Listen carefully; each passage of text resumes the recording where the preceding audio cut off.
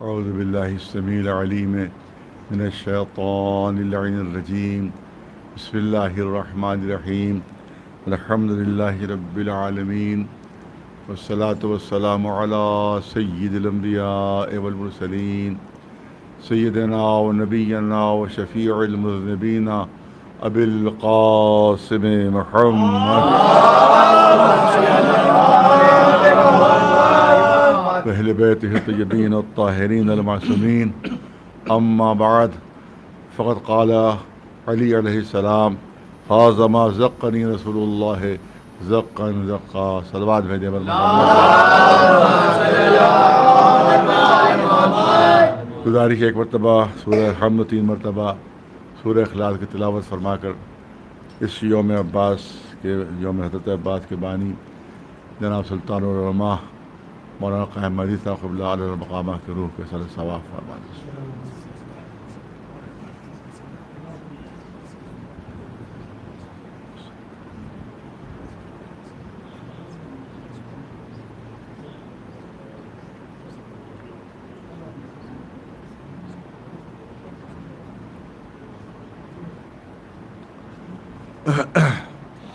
ظاہر ہے کیا میں ابھی حاضر ہوا ہوں تقریباً 8.5 گھنٹے کا سفر آنے جانے کا.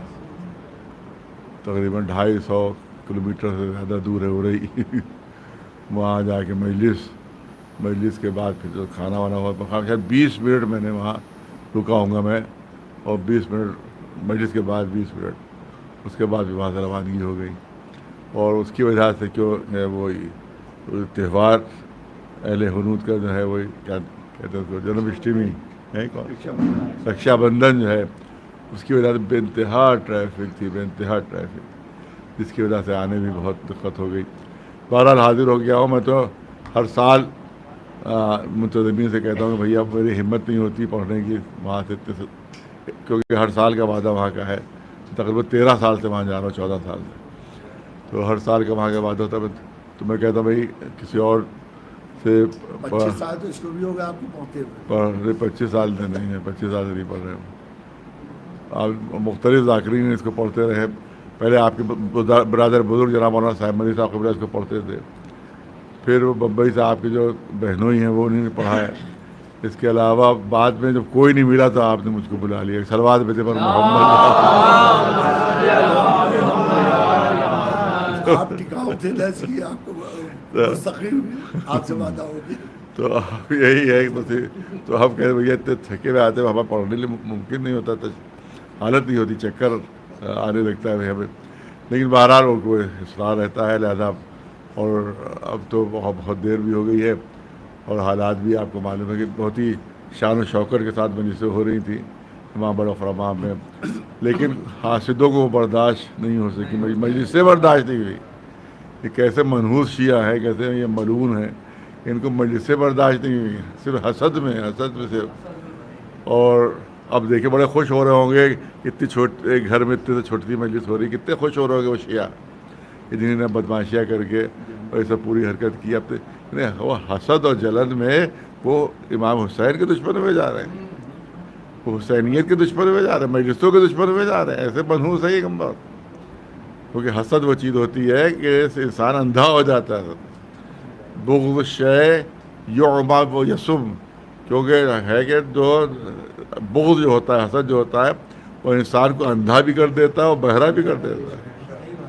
تو یہ اندھے اور بہرے بھی ہو گئے ہیں جو ان کو کچھ دکھائی نہیں دے رہا ہے کہ مجلس کو نقصان ہو رہا ہے. خدا نخواستہ جب زہرے میں کچھ واقعہ ہو جاتا ہے تو وہاں ہزاروں کی تعداد میں خواتین ہوتی ہیں, پتہ نہیں کیا عالم ہوتا ہے ان کا.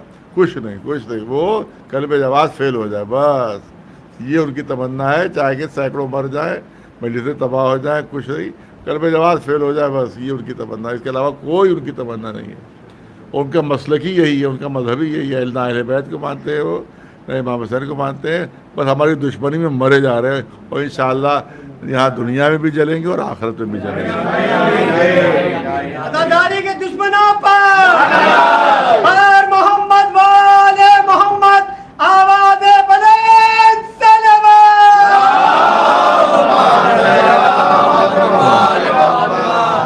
اور اسی حسد کی وجہ سے اہل بیت کو خوف سے محروم کیا گیا اسی حسد کی وجہ سے، ائمہ معصومین کو زہر دیا گیا. یہ سب صرف حسد صرف ایک حسد کی بنیاد کے پورے کام ہو رہے تھے. تو وہی حرکت آج بھی جن کے رگوں میں وہی خون دوڑ رہے ہیں، شاید پتہ نہیں کہاں سے پہنچ گیا نہیں پتہ، لیکن ایک ہے وہ بھی یہی سب کام جو ہے وہ آج تک کر رہے ہیں. بہرحال تھوڑی دیر ہماری بھی حالت نہیں، آپ حضرات بھی ظاہر ہے کہ تاخیر ہو چکی ہے. اور بہت مشہور و معروف قول ہے مولا کائنات علی ابن ابی طالب. جب آپ دعویٰ فرماتے کہ سلونی سلونی سلونی، جو پوچھنا ہے پوچھ لو، جو پوچھنا ہے پوچھ لو. اس کے بعد علم کا سمندر جو ہے وہ ڈھیلتے تھے، دیکھتا تھا علم کا سمندر لہریں لے رہا ہے.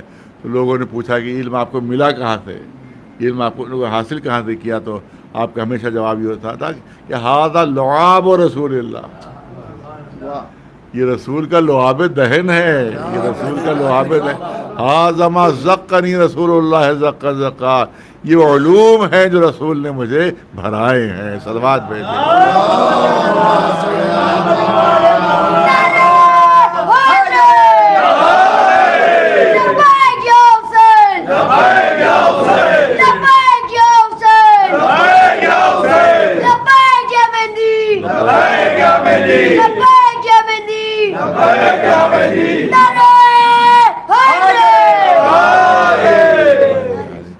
میں نے امام بارک فرمان میں اشارہ کیا تھا اس چیز کی طرف کہ لوگ بچے تصور کرتے ہوں گے کہ یہ لعاب دہن سے علم کیسے پہنچتا ہے. یہ لعاب دہن سے، کیونکہ زبان چسا کر اپنے علوم جو ہیں وہ ان کی منتقل کیے ہیں، زبان چسا کر منتقل کیے ہیں. تو اب یہ لعاب زبان سے ہی لعاب دہن ہوتا ہے. اب اردو کا جو لفظ ہے ہم لوگ استعمال نہیں کرتے کیونکہ یہ ادب نہیں ہے ممبر کا کہ وہ لفظ استعمال کیا جائے، لعاب دہن اس لیے کہتے ہیں. تو یہ کون سا علم کا ذریعہ ہے؟ بھائی پڑھتا ہے آدمی، لکھتا ہے، سیکھتا ہے، لیبوریٹری میں جاتا ہے، کہاں جاتا ہے، اس کے بعد کہیں جا کے عالم بنتا ہے، کبھی تیز سیکھتا ہے، تو لیکچرز دیتے ہیں استاد، کتابوں کو پڑھتا ہے، تب کہیں علم حاصل کرتا ہے. یہ لعاب دہن کون سا وسیلہ ہے کہ جس کے ذریعے سے علم ملتا ہے؟ نہیں. آج کی ریسرچ ہے، لیکن جتنی ریسرچ بڑھتی جاتی ہے اتنی حقانیت واضح ہوتی جاتی ہے.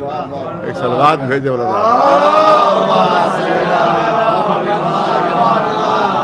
جتنی ریسرچ اور جتنا علم آگے بڑھ رہا ہے اتنا ہی اہل بیت کا مرتبہ اور کھل کر سامنے آ رہا ہے، اور جو سچائیاں جو پہلے نہیں معلوم تھی وہ آج اب معلوم ہو رہی ہیں. اب دیکھیں آپ سے میں عرض کیا تھا وہاں بھی، یہاں بھی عرض کرنا چاہتا ہوں کہ یہ چیٹیاں جو ننھی ہوتی ہیں ان کا پورا ایک نظام ہوتا ہے، ان کی پوری حکومت ہوتی ہے، ان کی پوری سلطنت ہوتی ہے، تمام چیزیں ان کی یہاں پوری یعنی منسٹریز ہوتی ہیں. جس طرح سے انسانی معاشرے میں منسٹرز ہوتے ہیں، یہ فلاں کام کے منسٹر ہیں، فلاں کام کے منسٹر ہیں، فلاں کام کے منسٹر، اس طرح سے منسٹریز ہوتی ہیں، وہاں پر فوجیں ہوتی ہیں، فوجوں کے سردار ہوتے ہیں. تو وہاں پورا نظام ان میں ہوتا ہے. یہاں تک کہ شاید بچوں کو یقین نہیں آیا لیکن کہتے وہاں اولمپک کھیل بھی ہوتے ہیں ان کے یہاں، اور سب کے سب چیٹیاں آتی ہے اور کھیلوں میں حصہ لیتی ہے. کبھی پہلوانی کا مقابلہ ہو رہا ہے، کہیں کچھ ہو رہا ہے، کہیں باقاعدہ وہ کھیل ہوتے ہیں. تو ان کا نظام یہ ہے کہ ایک چیٹی کو معین کیا جاتا ہے کہ جو جاتی ہے آس پاس کہاں کھانے کا انتظام ہے. وہ گھومتی ہے سب، اس کے بعد وہ پتہ لگاتی ہے کہ پھل کی کہاں شکر رکھی ہوئی ہے، کہاں گڑ رکھا ہوا ہے، کہاں فلاں چیز کھانے والی ہے، کہاں فلاں چیز کھانے والی ہے. اور اس کے بعد اس کو سب کو جمع کرتی، تمام معلومات کو جمع کرتی ہے.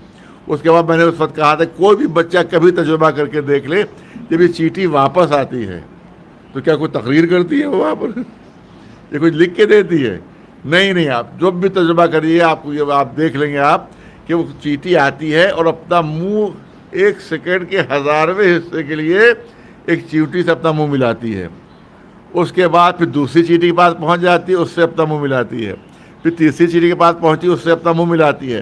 اس طرح سے تمام چیٹیوں تک وہ اپنا منہ کے ذریعے سے لعاب دہن پہنچاتی ہے. وہ ہلکا سا لعاب دہن وہ چیٹی جو ہے وہ اپنے ساتھی چیٹیوں کو پہنچاتی ہے. اسی لعاب دہن میں علم ہوتا ہے،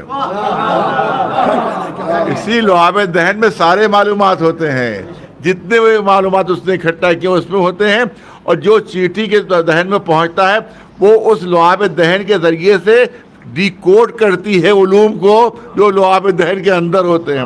اس کو سارے علم کی خبر ہو جاتی کون چیز کہاں ہے کون چیز کہاں ہے. جب چیٹی اپنے علوم کو اللہ کی قدرت کے ذریعے سے اپنے علوم کو لعاب دہن کے ذریعے سے پہنچا رہی ہے, تو اب تعجب کیوں کر رہے ہو کہ رسول کے لعاب دہن سے کائنات کا سارا علم علی کے سینے تک پہنچ گیا تھا. ایک صلوات بھیجے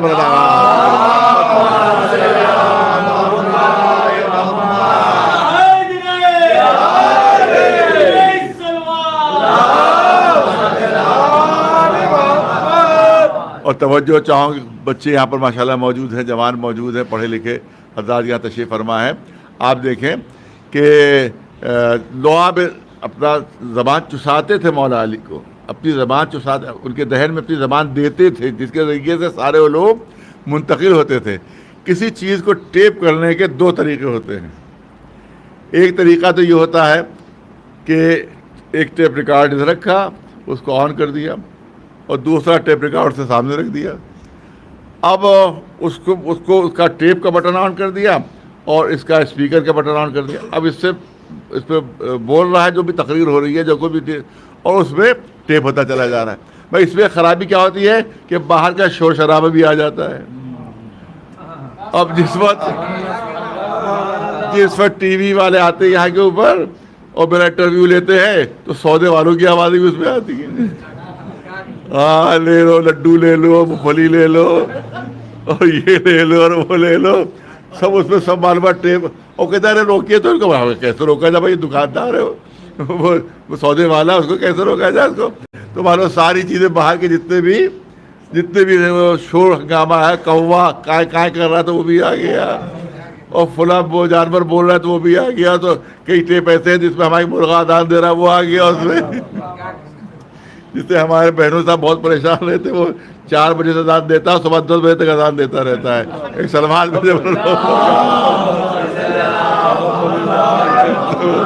وہ ٹیپ میں سمادھان بھی آ گئی, کوا بھی بول رہا ہے تو وہ بھی آ گیا, اگر وہ کبوتر غٹا رغو کر رہے تو وہ بھی آ گیا. تو یہ طریقہ ہوتا ہے کہ آمنے سامنے چیز ہو تب ٹیپ کی جائے.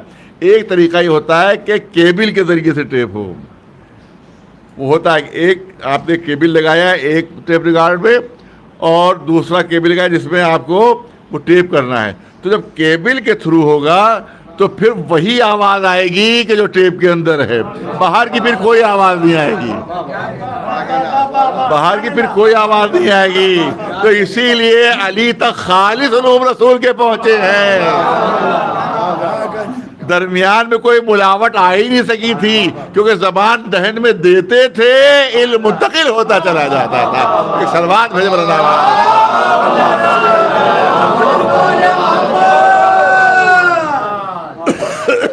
تو یہ بہت گہرا اس میں ایک راز ہے جو آپ کے سامنے عرض کیا.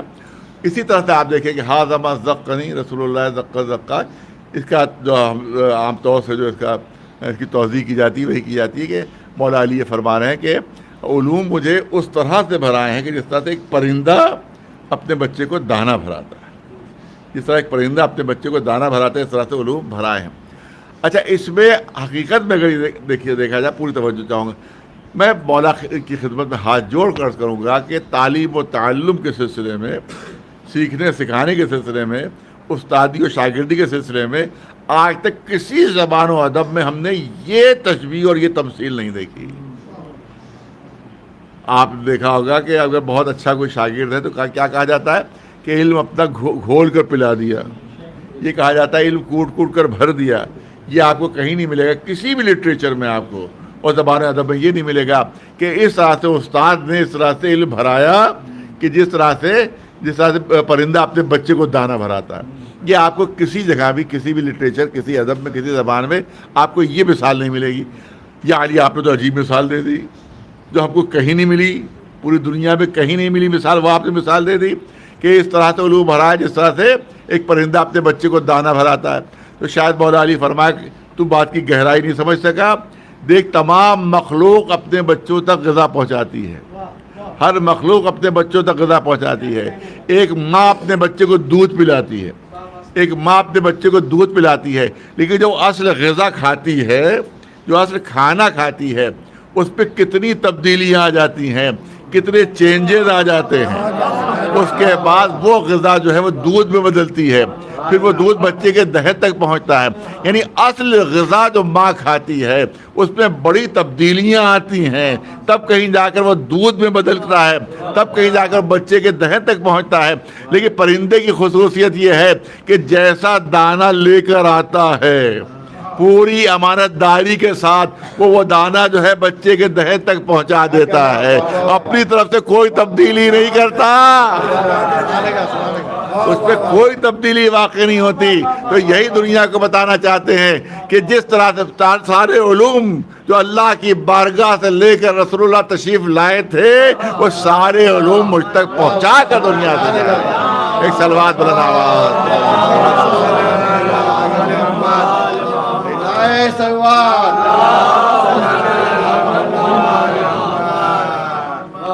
دوسری مجلس کا بھی اعلان سن لیجیے. 13 محرم کو یوم خواتین کربلا کی مجلس آن لائن 9 بجے شب منعقد ہوئی. اس پہ میرا ہی بیان ہوگا. یہ مجلس جناب صالح مہدی صاحب کی جانب سے منعقد کی جاتی. جگہ کہیں انہوں نے اس میں نہیں لکھا ہے. اچھا یہیں ہوگی. اچھا یہیں مجلس ہی ہوگی جہاں سے یہ مجلس ہو رہی ہے. یہ مجلس یہیں انشاءاللہ منعقد ہوگی. 13 یعنی کل جو ہے 9 بجے شب مجلس منعقد ہوگی. صلوات بھیجو.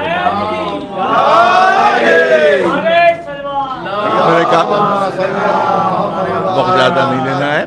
اور اس کا مطلب یہ ہے کہ یہ مولانا عجیب و غریب تشبیہ دی، اس کی وضاحت اور تشریح اس طرح سے ہوتی. مگر میں سمجھتا ہوں کہ یہ تشریح پرانی ہو گئی ہے، کیونکہ مولا نے اپنے قول میں کہیں پرندے کا لفظ استعمال نہیں کیا ہے. پرندے کا لفظ نہیں استعمال کیا، صرف زقنی ہے. زقنی یعنی بھرایا. اب کیونکہ پرندہ اپنے بچوں کو دانہ بھراتا ہے تو یہ پرندہ ہماری طرف سے ہوتا ہے. یہ پرندے کا لفظ ہماری طرف سے استعمال ہوتا ہے، ورنہ خود مولا نے اپنے پرندہ استعمال نہیں کیا ہے. میں تو سمجھتا ہوں کہ آج کے لیٹسٹ ٹرم کو 1400 سال پہلے مولا علی استعمال کر رہے ہیں. بہت توجہ چاہوں گا. آج کے اس کا انگلش کیا ہوگی؟ زقنی انگلش ہوگی فیڈ کرنا. اس کی انگلش ہوگی فیڈ کرنا. تو مجھے یہ بتائیے کہ جب ایک کمپیوٹر سے دوسرے کمپیوٹر میں ڈیٹا منتقل ہوتا ہے تو کیا کہا جاتا ہے؟ کمپیوٹر کو پڑھایا جا رہا ہے، سکھایا جا رہا ہے، تعلیم دی جا رہی ہے. یہ کہا جاتا ہے کہ یہ کہا جاتا ہے فیڈ کیا جا رہا ہے. میرے پاس جو ایک سی ڈی ہے، چھوٹی سی سی ڈی ہے، اس پہ 10,000 کتابیں ہیں. چھوٹی سی سی ڈی میں 10,000 کتابیں ہیں. 10,000 کتابیں جمع ہوئیں اور مختصر ہوئی تو ایک سی ڈی میں آ گئی. اب تعجب نہ کرنا جو پورا قرآن سے بڑھ کر ایک نقطے میں آ جائے. ایک صلوات بھیجے.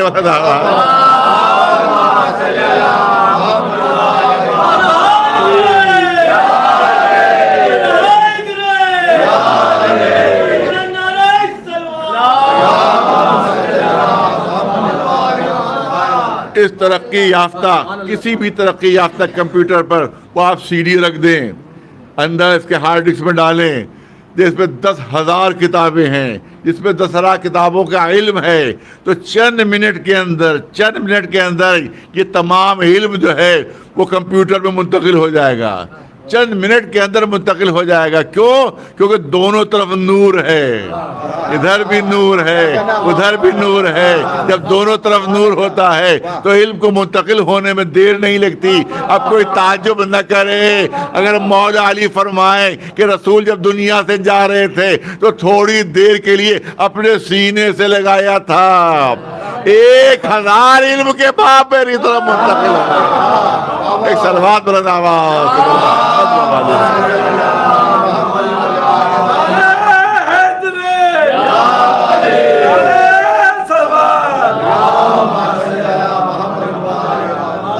مولا علی کو زبان چسا کر اپنی تعلیم دی. امام حسین کو زبان چسا کر رسول اللہ نے اپنا علم منتقل کیا.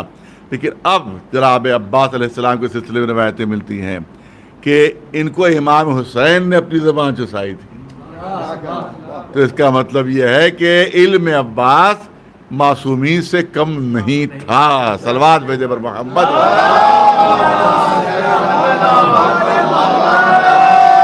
کیونکہ زبان امامت چوس کر جناب عباس جو ہیں وہ ان کی پرورش ہوئی تھی زبان امامت، لہذا آپ کوئی کے علم میں شک نہ کرے. اسی لیے ایک پڑھا تھا میں نے کسی کتاب میں اور کسی بزرگ سے سنا بھی ہے کہ کوئی بزرگ عالم تھے، بہت پرانے زمانے کی بات ہے، اور ان کے زبان سے جناب عباس کے تذکرے میں نکل گیا کہ جناب عباس بہادری میں تو بہت بڑھے ہوئے تھے، وفا میں تو بہت تھے، لیکن یہ کہ علم میں ان کی کوئی منزل نہیں مل رہی ہے. یہ ایک زبان سے ان کی نکل گئی بات. اب جو شب میں خواب میں جب بستر پر لیٹے اور سوئے تو خواب میں دیکھا کہ جناب عباس تشریف لائے ہیں. جیسے جناب عباس کو دیکھا کانپنے لگے، ہاتھ جوڑی، آقا کیسے زحمت کیا، کیسے تشریف لائے. کہا اے عالم تجھے اپنے علم پر بڑا ناز ہے، بڑا گھمنڈ ہے تجھے اپنے علم پر. میرے ایک مسئلے کا حل پیش کر دے، تو میرے مسئلے کا ایک حل بتا دے. قدموں پر سر رکھ دیا انہوں نے. آقا بھلا میں آپ کے کسی مسئلے کا جواب دوں؟ میری یہ ہمت میری جرات. کہا تمہیں تو کہہ رہے تھے کہ عباس کے علم کا وہ مرتبہ نہیں ہے کہ جو بہادری و شجاعت میں ہے. اتنا بتا دو کہ کتنی عمدہ مثال دی مولا جناب عباس نے. اتنا بتا دو کہ میرے بابا کا علم کتنے واسطوں سے تم تک پہنچا، تب تو تم عالم ہو گئے، اور میں نے تو وہیں سے علم حاصل کیا ہے کہ جہاں سے علم کا چشمہ پھوٹ رہا تھا. آپ دیکھیں جب چشمہ کہیں سے پھوٹتا ہے، کہیں سے چشمہ نکلتا ہے جہاں سے پانی کا، تو وہاں پہ آب زلال ہوتا ہے، وہاں پاک و صاف و شفاف پانی ہوتا ہے. اور جب پانی آگے زمین پر بہتا ہے تو کتنا خس و خاشاک شامل ہو جاتا ہے، کوڑا کرکٹ شامل ہو جاتا ہے، مٹی شامل ہو جاتی ہے. تو تم تک کتنے واسطوں سے بابا کا علم پہنچا، تو پتہ نہیں کتنا خس و خاشاک شامل ہو گیا ہوگا، تب کہیں جا کر تم کو علم ملا ہے. اور میں نے تو وہیں سے علم حاصل کیا ہے کہ جہاں سے علم کا چشمہ پھوٹ رہا تھا. ایک سلوات بھیجے بلند آواز.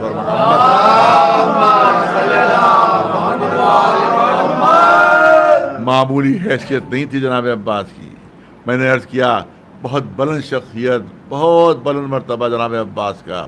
جب جناب عباس دنیا میں آئے ہیں تو ذرا مرتبہ دیکھیے ان کا، ذرا ان کی شان دیکھیے کہ اب کتنی معصومین ہیں کہ جنہیں جناب عباس کو بوسہ دیا ہے. کتنے معصومین جتنے بوسہ دیا ہے. علی نے بوسہ دیا، امام حسن نے بوسہ دیا، امام حسین نے بوسہ دیا. عباس وہ ہیں کہ جن کو 3 معصومین نے بوسہ دے کر ان کو پالا ہے. صلوات بھیجے.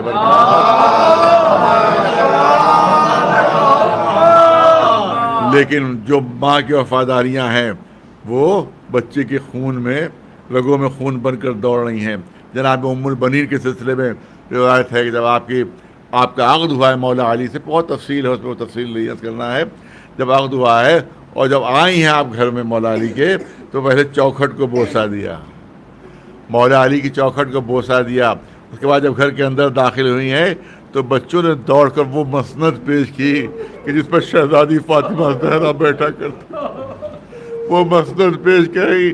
جناب ام البنین کام گئی، تھرا گئی. اے بچوں، میں تمہاری ماں بن کر نہیں آئی، میں تمہاری کنیز بن کر آئی ہوں. میری ہمت نہیں ہو سکتی کہ میں اس مسند پر بیٹھوں. اس کے بعد جناب عباس سے تاکید تھی امام حسن امام حسین کے سلسلے میں، ان کو ہمیشہ آقا کہنا، ان کو ہمیشہ آقا کہنا، کبھی بھائی نہ کہنا. لہذا جناب عباس کو بچپنے سے عادت پڑی ہوئی تھی، امام حسین کو کہتے تھے میرے آقا، میرے آقا، میرے آقا. جب بھی امام حسین فرماتے تھے ارے یہ تم آقا کیوں کہہ رہے ہو، کیا ماں نے تاکید کر دی ہے کہ دودھ نہ بخشو گی اگر کبھی زبان سے بھائی نکلا. اب دیکھیے روایت موجود آپ کے سامنے پیش کر رہا ہوں. کم سن جناب عباس ہیں. امام حسین نے پانی طلب کیا. جیسے امام حسین نے پانی طلب کیا، جناب عباس پانی لے کر امام حسین کی خدمت میں پہنچ گئے. جیسے ہی پانی لاتے دیکھا، امام حسین کی آنکھوں سے آنسو ٹپکنے لگے، آنسو گرنے لگے. جناب عباس گھبرا گئے، ہاتھ جوڑ کر کھڑے ہو گئے. آقا کوئی خطا ہو گئی، آقا کیا کوئی قصور ہو گیا؟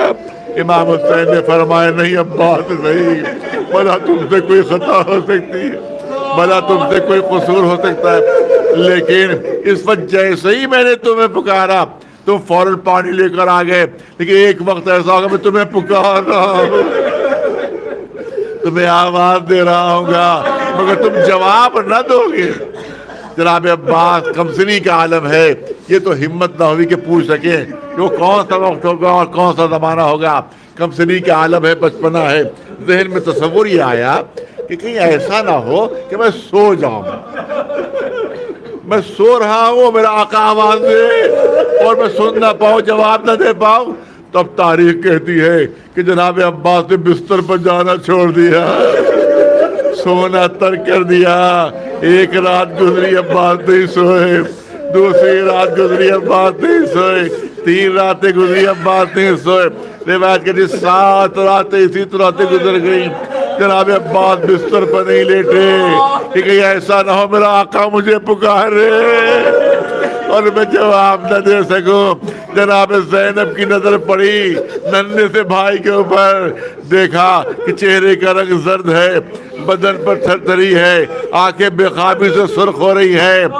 ہاں پوچھا یہ بھیا باری تمہارا حال کیا ہو رہا ہے، یہ کیا عالم تمہارا ہو رہا ہے؟ پہلے تو نہیں بتایا، لیکن جب جناب زینب نے اصرار کیا تو پورا واقعہ بیان کیا کہ اس طرح سے میں آقا کے سامنے پانی لے کر پہنچا اور آقا نے فرمایا کہ اس وقت تو میرے پکارنے پر تم آ گئے ہو، مگر ایک وقت ایسا ہوگا جب میں تمہیں آواز دے رہا ہوں، جب میں تمہیں پکار رہا ہوں گا اور تم جواب نہ دو گے تو میں یہ سمجھا کہ کہیں ایسا نہ ہو کہ میں سو جاؤں، میرا آقا مجھے پکارے میں جواب نہ دے سکوں، لہذا آج 7ویں رات ہے میں سویا نہیں ہوں۔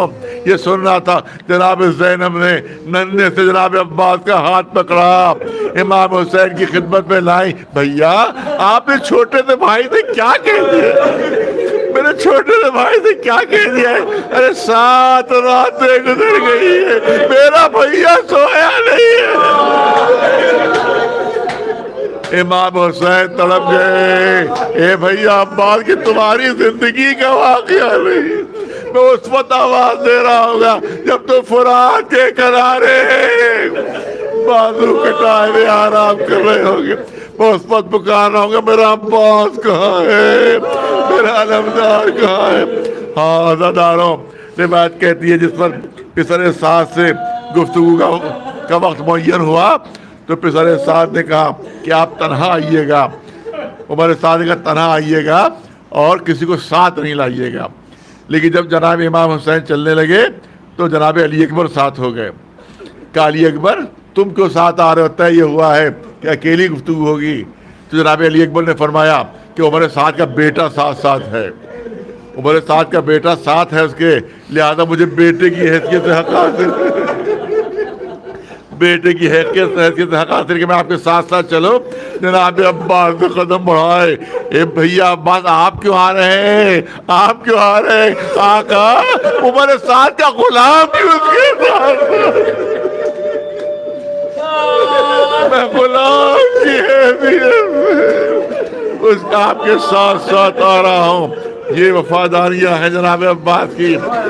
اب وہ وقت آ گیا ہے کہ تمام لشکر ختم ہو گیا، تمام اعزاء ختم ہو گئے، جناب عباس ہاتھ جوڑے امام حسین کی خدمت میں، آقا دل سینے میں تنگی کر رہا ہے، اب زندہ رہنے کی کوئی تمنا باقی نہیں ہے، اے آقا مرنے کی اجازت دیجئے، جان دینے کی اجازت دیجئے۔ اے عباس تم میرے لشکر کے علمدار ہو، تم میرے لشکر کی زینت ہو۔ روایت کہتی ہے نظرہ یمیناً و شمالا، جناب عباس نے بائیں طرف دیکھا، دائیں طرف دیکھا، پھر فرماتے آقا وہ لشکر کہاں رہا کہ جس کا میں علمدار تھا، اب جہاں لشکر ہے وہیں علمداری کروں گا۔ یہی وقت تھا کہ بچوں کی آواز آتی ہے، ہائے پیاس ہمیں مارے ڈال رہی ہے، ہائے پیاس ہمارا کلیجہ بھونے دے رہی ہے۔ جناب امام حسین فرماتے ہیں اے بھیا عباس کتنے بچے پیاس سے دم توڑ چکے، کتنے بچے مر چکے ہیں، اے بھیا اگر جانا ہی چاہتے ہو مرنے کے لیے تو کم از کم بچوں کے لیے کچھ پانی کا اہتمام کرتے جاؤ۔ تفصیلی مسائل کی گنجائش نہیں ہے۔ جناب عباس مشق سکینہ لے کر چلے اور اس کے بعد پہلے ہی حملے میں، ایک ہی حملے میں فرات پر قبضہ کیا۔ حبیب ابن مسلم جب گرفتار ہو کر جناب مختار کے پاس پہنچا ہے تو جناب مختار نے کہا اے حمید کہ کربلا کے سارے واقعات تم نے دیکھے؟ کہا حمید کہہ رہا کرسچین تھا، وہ عیسائی مذہب سے تعلق رکھتا تھا، کہ کیا تم نے کربلا کے سارے واقعات دیکھے؟ کہا میں سارے واقعات کا گواہ ہوں۔ کیا جب سارے واقعات دیکھے تو یہ بتاؤ آقا عباس نے جنگ کیسے کی تھی؟ تو ان کی جنگ سنا دو مجھے کہ انہوں نے کیسے جنگ کی تھی۔ حمید کہنے لگا کہ عباس نے تو جنگ کی نہیں تھی، عباس کو تو حسین نے جنگ کی اجازت ہی نہیں دی، عباس نے تو جنگ کی ہی نہیں۔ کہا مجھے معلوم ہے جنگ نہیں کی تھی، لیکن فرات پر حملہ تو کیا تھا، فرات پر تو قبضہ کیا تھا، تو اس وقت تو جنگ کی ہوگی، تو اسی وقت کا منظر بتا دو۔ تو حمید کہتا ہے کہ میں اتنا سن لو مختار کہ میں نے اتنا دیکھا کہ عباس گھوڑے پر سوار ہوئے، پھر میری پلک جھپکی تھی کہ میں نے دیکھا کہ عباس کا فرات پر قبضہ ہو چکا۔ پلک جھپکتے میں عباس نے فرات پر قبضہ کیا ہے۔ کوئی دیکھ بھی نہیں سکا کہ کس طرح سے فوجوں کو رونتے ہوئے دریا تک پہنچ گئے۔ جناب عباس نے مشق سکینہ بھری، مشق لے کر چلے، علم ساتھ ساتھ ہے۔ یہاں پر میں اس طرح سے بیان کرنا اگرچہ میرے پاس وہ لفظ نہیں ہے جس طرح سے والد مرحوم بیان کیا کرتے تو فرما آپ کے معاملے میں چاہتا ہوں ذرا اسی طرح سے منظر کشی کر سکوں جو والد مرحوم بیان کرتے تھے کہ اب جیسے ہی جناب سکینہ نے دیکھا کہ جناب عباس مشق میں پانی بھر رہے ہیں، دشمن بھاگ چکا ہے، عباس مشق میں پانی بھر رہے ہیں اور پانی لے کر آنے والے ہیں، تو اس بار وہ فرمایا کرتے تھے کہ اگر کوئی بچہ پیاس کی شکایت کرتا بھی ہوگا، کوئی بچہ اگر روتا بھی ہوگا تو جناب سکینہ کہتی ہوں گی ارے آپ کیوں رو رہے ہو؟ کیا نہیں دیکھ رہا ہو میرا چچا پانی لا رہا ہے؟ کیا نہیں دیکھ رہا ہے میرا چچا پانی لا رہا ہے؟ پھر وہ فرماتے تھے کہ پھر دشمن نے چاروں طرف سے گھیر لیا۔ اب سکینہ کو عباس تو نظر نہیں آ رہے تھے، لیکن عباس کا علم نظر آ رہا تھا۔ عباس کا علم جتنا جتنا علم بڑھتا جاتا تھا اتنا اتنا بچی کا دل بڑھتا جاتا تھا، دل بڑھتا جاتا تھا۔ وہ فرماتے تھے کہ یہ کہا کہ علم جھکا، علم جھکا۔ ارے کیوں جھکا؟ عباس کے ایک ہاتھ کٹ گیا، عباس کے ایک ہاتھ کٹ گیا۔ ارے سکینہ کا دل تڑپا مگر پھر دل سنبھل گیا کیونکہ عباس تو علم سنبھال لیا تھا۔ اس کے بعد عباس اور آگے بڑھ رہے ہیں اور آگے بڑھ رہے ہیں۔ اس کے بعد وہ فرماتے تھے اے شیو یا تو عباس کا علم سنبھال لو یا سکینہ کا دل سنبھال لو، کیونکہ اب جو علم گرا تو پھر نہیں اٹھا کیونکہ دوسرا ہاتھ نکل ہو گیا۔ عالم گر گیا، دیدہ گر گیا۔ جناب عباس مشق دانتوں میں دبائے ہوئے آگے بڑھ رہے ہیں، آگے بڑھ رہے ہیں۔ دشمن چاروں طرف سے حملہ کر رہا ہے۔ یہاں پر حمید کہتا ہے کہ میں نے اتنی جنگوں کو دیکھا، اتنے بہادروں کو لڑتے دیکھا، مگر میں نے آج تک نہیں دیکھا کہ کوئی بہادر اتنا زخمی ہونے کے بعد گھوڑے پر بیٹھا رہ گیا ہو۔ عباس کے جسم کے ٹکڑے اڑے جا رہے تھے مگر عباس گھوڑے پہ گر نہیں رہے تھے، گھوڑے پہ گر نہیں رہے تھے۔ پسر سعد نے اعلان کیا اے فوج والو، عباس کی روح عباس کے جسم میں نہیں ہے، عباس کی روح مشق سکینہ میں۔ جب تک مشق سکینہ سلامت ہے اور اس وقت تک عباس گرے گی نہیں، لہذا تیر برسائے جائے، 4000 تیر ایک ساتھ چلے، پورا جسم عباس تیروں سے چھلنی ہو گیا، مشق سکینہ چھن گئی، پانی بہ گیا۔ یہی وہ وقت تھا کہ ایک ملعون ایک لمبا سا گرد لیے ہوئے جناب عباس کے سامنے آیا ہے۔ عباس میں نے سنا تم بڑے بہادر ہو، میں نے سنا تم بڑے شجاع ہو، میں تم پر حملہ کر رہا ہوں، اگر روک سکو تو روک لو۔ عباس نے حسرت سے آسمان کی طرف دیکھا، پالنے والے تو دیکھ رہا، میرے دونوں ہاتھ کٹے۔ اس ملعون نے بھرپور وار کیا، عباس کے سر پر گرد پڑا، تیور آ کر زمین پر گرے۔ آقا کو آواز دی، امام حسین سرہانے پہنچے، عباس کا سر اپنے زانو پر رکھا، عباس نے سر اپنا زمین پر رکھ دیا، پھر زانو پر رکھا، پھر زمین پر رکھ دیا۔ 3 بار ایسا ہوا۔ اے عباس کیا تمہیں گوارا نہیں ہے کہ تمہارا سر میرے زانو پر ہے؟ جناب عباس فرماتے ہیں ارے غلام کیسے گوارا کر لے کہ غلام کا سر آقا کے زانو پر؟ ارے آپ زخمی ہو کر جب گریں گے تو کون آپ کا سر جلتی زمین سے اٹھائے گا؟ ہاں بس مجلس ختم ہو رہی ہے عزاداروں. روایت میں ہے جناب عباس نے اپنی تمنا بیان کی. یہ تمنا ہے، یہ تمنا ہے، یہ تمنا ہے، یہ تمنا ہے. وہ تمام چیزیں نہیں بیان کرنا ہے. جب جناب عباس ساری تمنا بیان کر چکے تو امام حسین فرماتے ہیں بھیا عباس اپنی ساری تمنا بیان کر لی؟ کہا آقا جو دل میں تھا کہہ دیا، جو کوئی دل میں تھا وہ کہہ دیا. اے عباس کیا تمہیں یہ بھی معلوم ہے کہ میرے دل میں بھی کوئی تمنا ہے؟ اے عباس دنیا سے جاتے جاتے میری تمنا پوری کرتے جاؤ. جناب عباس نے تڑپ کر کہا آقا ارے جس غلام کا دم نکل رہا، ارے جس غلام کی آخری سانسیں ہو وہ آقا کی کون سی تمنا پوری کر سکتا ہے؟ نہیں عباس میری تمنا پوری کر دو. کہا آقا کون سی تمنا؟ کہ ایک بار بھائی کہہ دو، بس ایک بار بھائی کہہ دو، بس ایک بار بھائی کہہ دو. عباس تڑپنے لگے. اے آقا آپ کا حکم سر آنکھوں پر، مگر ماں نے کہہ دیا ہے کہ اگر بھائی زبان سے نکلا تو دودھ نہ بخشوں گی. اگر میری ماں یہاں موجود ہوتی کربلا میں تو میں اس سے اجازت لے لیتا. اے عباس ماں سے اجازت لینا ہے؟ کہا آقا اگر میری ماں یہاں موجود ہوتی تو میں اس سے اجازت لیتا. کہا عباس اپنی ماں سے اجازت لے لو، ذرا سامنے تو دیکھو. اب جو حسین نے اشارہ کیا سامنے سے پردے ہٹے. کیا نظر آ رہا ہے؟ کہا آقا مدینہ نظر آ رہا ہے. اے عباس اور غور سے دیکھو اب کیا نظر آ رہا ہے؟ آقا محلے بنی ہاشم نظر آ رہا ہے.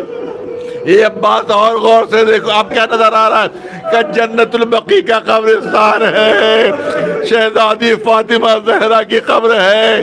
کوئی خاتون اپنے بالوں سے قبر پر جھاڑ رہی ہے.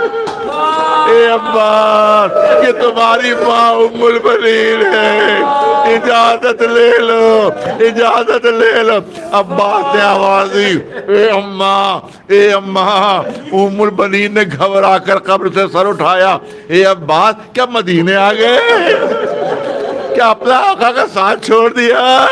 اپنا وعدہ بھول گئے؟ عباس کہا نہیں اماں نہیں، میں کربلا کی خاک پر ہوں، میرا دم نکلنے والا ہے، میری روح نکلنے والی ہے. آقا نے فرمائش کی ہے ایک مرتبہ بھائی کہہ دوں اے اماں اجازت دے دیجئے، اے اماں اجازت دے دیجئے. ام البنین نے کہا اجازت تو ہے میں ایک شرط کے ساتھ. وہ شرط یہ ہے کہ بھائی کہنے کے بعد پھر زندہ نہ رہنا. عزادارو عباس کی زبان سے بھائی نکلا، روح جسم سے پرواز کر گئی. حسین نے نوحہ پڑھا الان انکسر ظہری وقلت حیلتی. اے عباس تمہارے مرنے سے میری کمر شکستہ ہو گئی. اللہ چاروں تکبیر.